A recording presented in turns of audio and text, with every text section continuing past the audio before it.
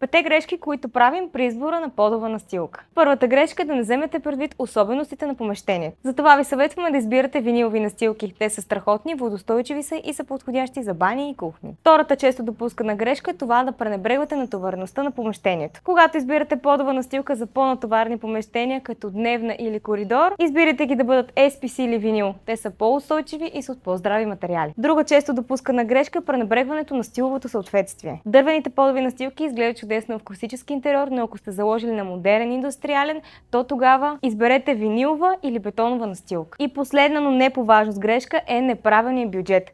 Евтините подови настилки може да изглеждат привлекателни и в хубав стил, но какво става, ако трябва да ги смените след 1, 2, 3 години? Инвестирайте в по-качествени материали, SPC, винилови настилки, които ще издържат по-дълго във времето и така ще ви спесят пари. Ако и на вас ви предстои да направите избор за подова настилка, не се колебайте да ни потърсите в някои от нашите шоуруми или на нашия сайт fordecor.bg.